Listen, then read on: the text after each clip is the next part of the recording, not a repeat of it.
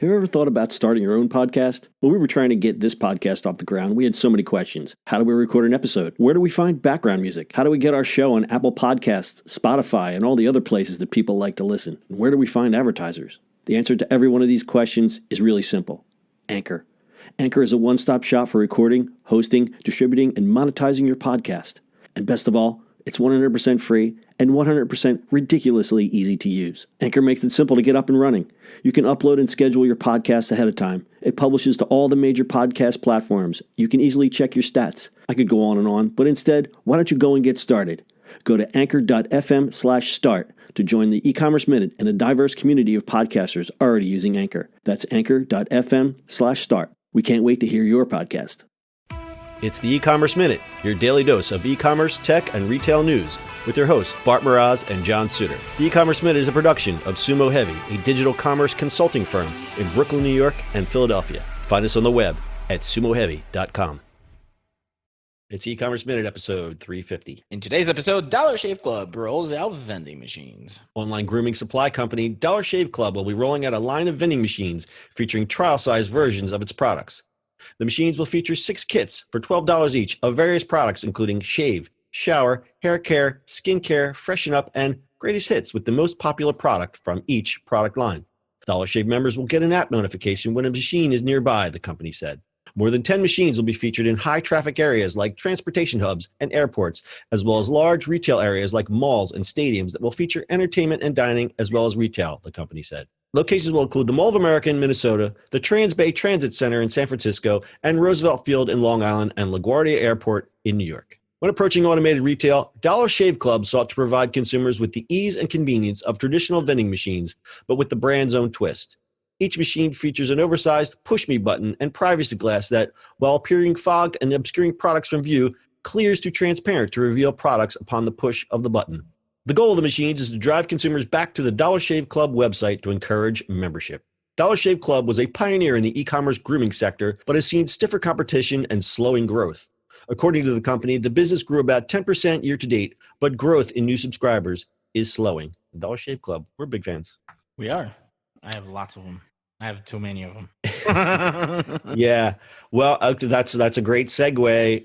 That's one of the fundamental problems with some of these subscription businesses, and that's one of the things that they're dealing with is you start a subscription and then all of a sudden you've got a backlog of razors or lotion or whatever it is that you're subscribed to.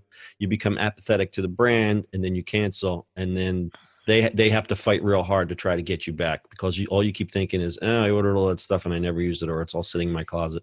Yeah. So the funny part about Dollar Shave Club, right? I've had I don't know how you use it, but I've had the 4 razor thing or 3 razor thing, every month for a long time.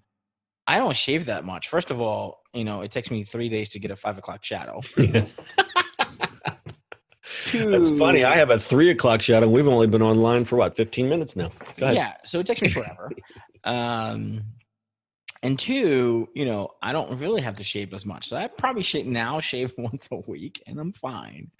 So once a week and I replace them, right? Eventually you just kind of gather a lot of those. Right. Well, that's exactly what I'm saying is customers end up with backstock sitting in the cupboard, and that's why they're canceling. Right. The hard part is getting them to re-up. I am the same way, whereas I shave I don't shave on a regular basis. It's not and I had Harry's and I had Dollar Shave Club and I had all those, and now I still go to Harry's and I'll just order when I think I need them and not as a subscription.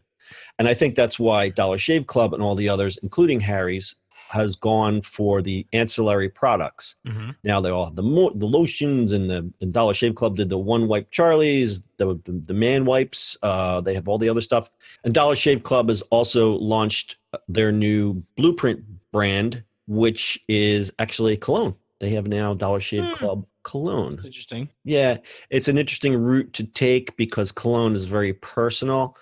And a lot of that stuff that you sell with shaving, you just connotate with it's going to either be cheap or it's going to smell like your grandpa's cologne. But Right. they worked with someone, I don't have it in my notes, but they hired a expert perfumer I don't know what the official title of that is, to come in and build this blend. So I'd be curious to try that.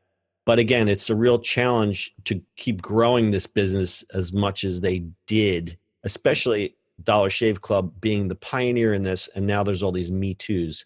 I think Michael Dubin, the CEO, did himself a favor when he sold to Unilever for $1 billion in 2016, because I don't think he'd get that number now.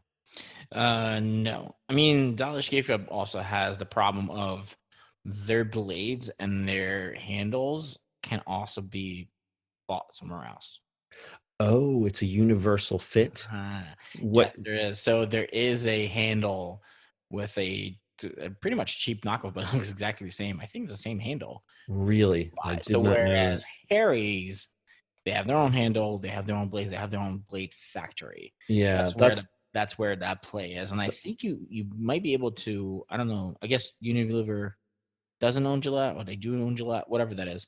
One of them has the exact same sort of blade type thing now. And like Gillette does that. Gillette does the whole pricing the same model too, where you can get it every month. So that's the competition. So I think he did a right way of doing it. He actually sold it. On the other side of it, I got addicted to fresh tees, and it's like 3 t-shirts a month. I stopped my subscription because I had enough t-shirts. Right. Because how many t-shirts could you actually? Well, over a year, right? You're talking a lot of t-shirts at the same time. I don't have space. Yeah, no, that's a great point. It was the same thing. We'll stay on the subscription model conversation here. I did the Birchbox. Mm-hmm.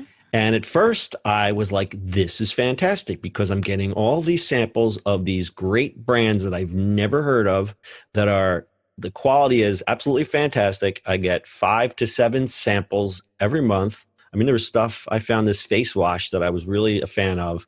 It was from Japan, and so I looked it up, and a full-size bottle of this face wash was like $60. So yeah, no, I don't think I'm going to be buying that. So it was neat to try different things. But what had happened was my cabinet became filled with all these exfoliants and charcoal face wash and all this other stuff. And they started sending me beard oil. Well, I don't have a beard. They sent me more hair pomade than I would ever use in my life. So I had to stop it. So yeah, that's what happens. People get burned out. So I'm looking at their new cologne. You can do a cologne subscription, which is kind of odd. How much cologne? Well, I wonder what kind of size bottles, because there's a 50 milliliter. The flavors, whatever you would call it, the fragrances, I call them flavors. Sea spray and melon, crusty, citrusy bergamot and lavender, lemon mousse and amber, sandalwood and vivid. I don't even know what these are. Cedar and spicy cardamom. No, this stuff looks pretty good. So it's 50 milliliters, which is not a lot. There's a startup that does like a small, like a 30-day amount of cologne, and you can switch it up and have this. And they send you, or you take a test to tell them what kind of smells you like. See, I would be interested in that, because I like more of a, I guess you would call it a citrusy more than a woodsy smell. Musky? No, yeah, I'm not into the musky smell. I have my own musky smell. Thank you. Yeah, so I'd be interested to try this Dollar Shave cologne here. Pretty cool. All right. We could ramble about this all day, but we got to go. So, Bart, do you have anything to add? Keep your musk away. Keep your musk away. Full show notes are at ecommerceminute.co. We'll see you on the internet tomorrow. Keep your musk away. Oh, that's so Don't funny. bring your musk to town. That's it for today's show. If you like the show, do us a favor and subscribe, or leave us a review on iTunes. And don't forget, you can now listen to the e-commerce minute on your Amazon device. Just add e-commerce minute to your flash briefing. And finally, if you have a comment or suggestion, or just want to say hi, find us on social media at Sumo Heavy.